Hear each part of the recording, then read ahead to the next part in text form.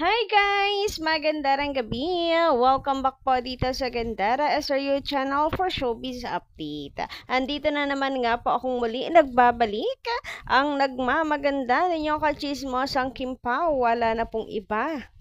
Ang lokaret na si Gandara upang magatid sa inyo ng latest update and fresh happenings patungkol kina Kim Chiu and Paolo Avellino. And para nga po sa gabing ito ang tatalakayin ko at pag-uusapan. Ang pag-uusapan natin ay may kinalaman dito sa isang bagsak. Oh my God! Grabe guys! Super taas ang energy ko ngayon dahil grabe naman talaga yung happiness ko this day, as in buong araw talaga happy po ang puso ko. Medyo marami lang tayong ginawa pero lahat ng ginagawa ko, house chores, pag-aalaga, etc. ay talaga may halong galak, saya sa puso. Ang sarap pala magtrabaho pag ganito, hindi mo ramdam yung pagod kasi meron kang pampatanggal stress. Alam mo yung nasimulan kasi yung araw mo ng good news, good vibes, kaya ayan, happy. So, isi-share ko yan sa inyo. And sure, ganun din kayo. Sana, umaasa po ako na ganito rin po kasigla ang inyong araw. Ganun din po saya ang inyong araw. But before that guys, sa mga hindi pa nakaka-subscribe dito sa ating channel, paki-click lang po ng subscribe button natin at notification bell na nandyan sa baba para mag-i-updated po kayo at ma-notify tuwing may bago tayong chika at balita hinggil po sa Kim Pao. Basta mga balita na may kinalaman kina Kim Chiu and Paolo Avellino, sagot na po natin yan. And eto na nga. Nakikita niyo ba tong nakikita ko? Yan o yung nasa taas. Why? Posted ng isang Chinita princess si Paolo Avellino highlighted. And ganon din naman, posted ng isang napakapoging Paolo Avellino. Si Kim Chiu naka-highlight dyan. O diba ang tapang ng dalawa. Piniflex ang isa't isa. Dito pa lang, abay talaga naman pong sumasabog na sa sobrang tuwa yung puso ko. Grabe nga naman yun. Diba? Grabe, isahang bagsak. Napakalupet talaga. Isahang bagsak. Nagbigay ng matinding assurance, napakatibay na assurance ang Kim Pao. Matibay na assurance ibinagsak nilang dalawa today. Sinong updated dito? Grabehan, kaninang umaga pa ito. Sure, masaya kayo and I hope nga na ganun din lahat ng ginagawa nyo. Napakasigla ninyo sa napakagandang balita na to. Kasi ba naman nga, di ba, ang nega ng mga nakaraan, gusto ko mang iwasan. Ako yan, naiinis na rin nayayamot, puro kanegahan na lamang. Pero wala, ganun kasi talaga.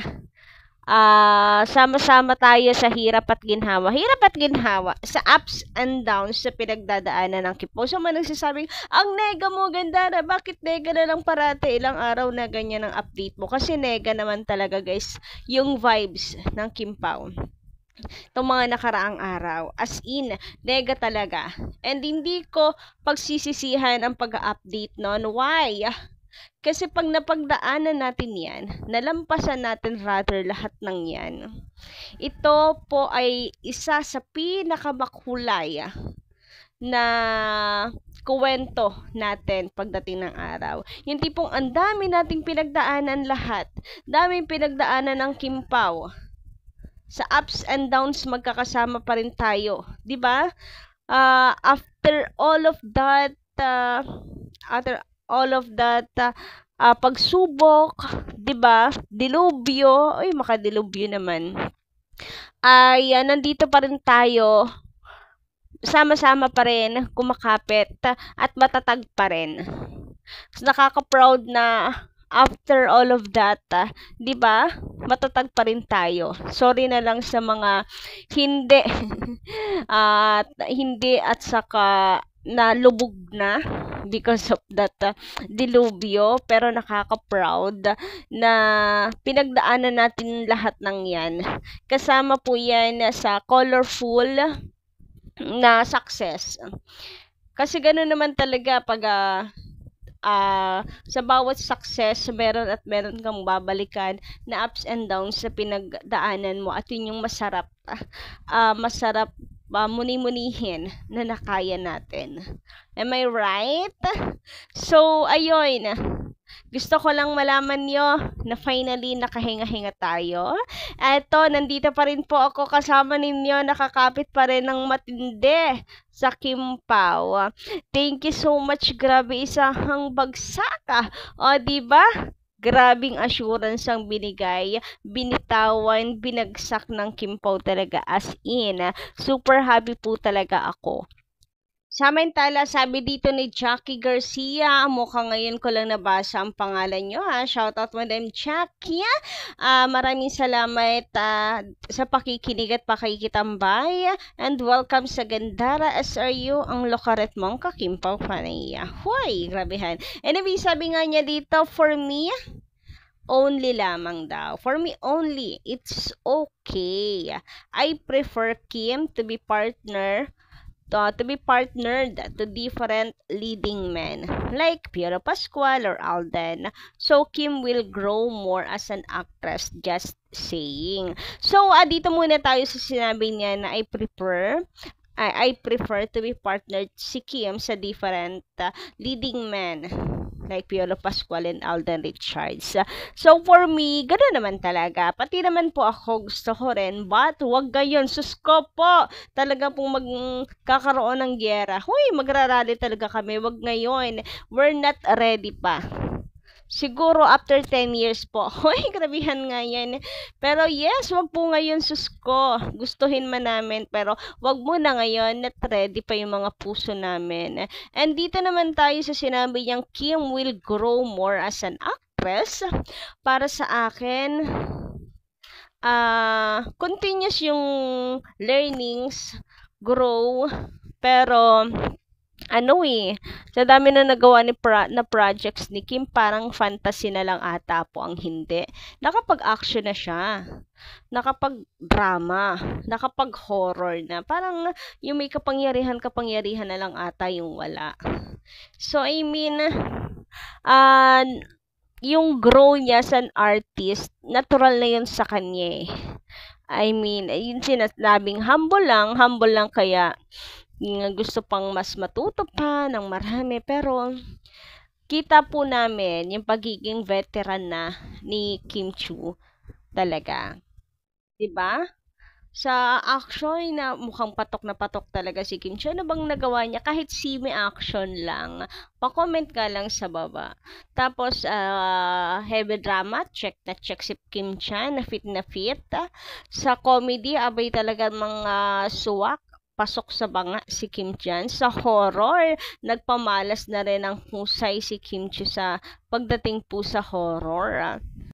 Pagiging bida and bidang kontrabida ay caring-carry ni Kim Chiu. Sabi naman dito ni Estelita Lalo, nako, nakita nyo ang tao sa MOA, ang support ng fans ng Kimpaw.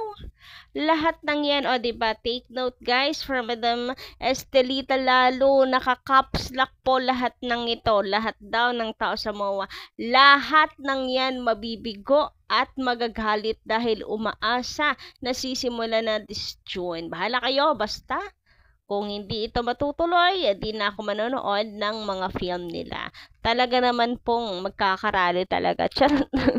Ang dami po talagang magwawala sa galit niyan. Totoo yan. Abi talaga namang intense ang comment ni Madam Estelita. Naka-caps lock talaga. May diin sa kanyang sinasabi. Pero yes, true kayo dyan.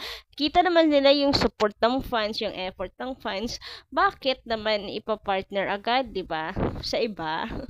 Oy, naman, be thankful naman po sa na-help ng Kimpaw. Although yun pong help na yun pong effort na yun ay wala pong hinihinging kapalit dahil love lang talaga nila ang Kimpaw. Pero given naman siguro, di ba yun? I mean, kahit hindi hilingin, ay deserve po ng fans. syempre, nung respeto and ayun, i-ano naman po yung feelings, i-prioritize yung feelings nila, wag isang tabi.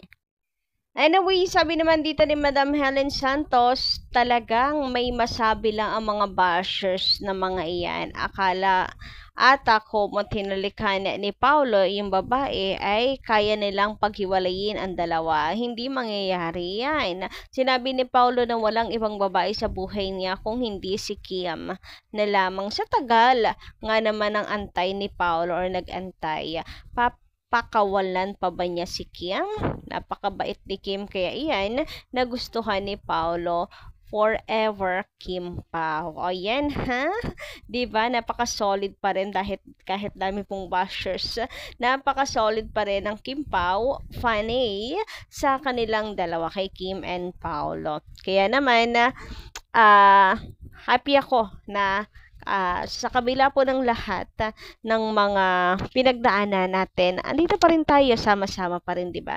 Matatag at hindi po magigiba ng mga bashers.